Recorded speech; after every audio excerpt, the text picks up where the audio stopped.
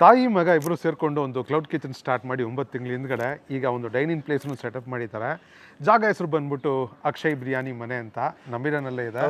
ಎಲ್ಲಿದೆ ಕರೆಕ್ಟ್? ಪಟಾಲಮ್ಮ ಲೇಔಟಲ್ಲೇ ಇರೋದು, ಮನೆಯಿಂದ ಕಾಲ್ನಡಿಗೆ ದೂರದಲ್ಲೇ ಇರೋದು.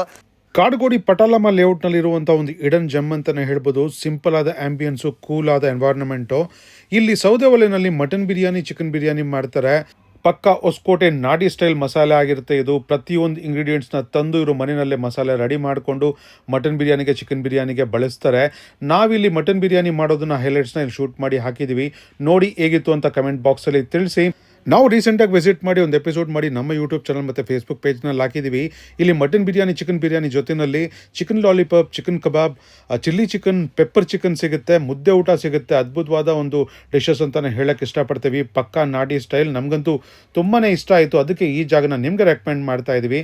ಈ ಜಾಗದ ಕಂಪ್ಲೀಟ್ ಡೀಟೇಲ್ಸ್ ನಮ್ಮ ವಿಡಿಯೋ ಕ್ಯಾಪ್ಷನಲ್ಲಿರುತ್ತೆ. ನಿಮ್ಗೆ ಏನೇ ಡೌಟ್ ಇದ್ದರೂ ನಮಗೆ DM ಮಾಡಿ ಕೇಳ್ಬೋದು. ಸಾಧ್ಯ ಆದರೆ ನಿಮಗೆ ನಾವು ಹೆಲ್ಪ್ ಮಾಡೋ ಒಂದು ಪ್ರಯತ್ನ ಮಾಡ್ತೀವಿ. ನಾನು ಸೋಮು ಆರ್ಡರ್ ಮಾಡಿದಂಥ ಊಟನೆಲ್ಲ ಸಿಕ್ಕಾಪಟ್ಟೆ ಎಂಜಾಯ್ ಮಾಡಿದ್ವಿ. ನೀವು ಈ ಥರ ಊಟನ ಎಂಜಾಯ್ ಮಾಡಬೇಕು ಅಂದರೆ ಆದಷ್ಟು ಬೇಗ ಈ ಜಾಗಕ್ಕೆ ವಿಸಿಟ್ ಮಾಡಿ. ಈ ರೀಲ್ ನಿಮ್ಗೆ ಇಷ್ಟ ಆಗಿದೆ, ಜಾಸ್ತಿ ಜನಕ್ಕೆ ಶೇರ್ ಮಾಡಿ, ಲೈಕ್ ಮಾಡಿ. ನಮ್ಮ ಪೇಜ್ನ ನೀವು ಫಾಲೋ ಮಾಡ್ತಾ ಇಲ್ಲ ಅಂದರೆ ದಯವಿಟ್ಟು ಫಾಲೋ ಮಾಡಿ.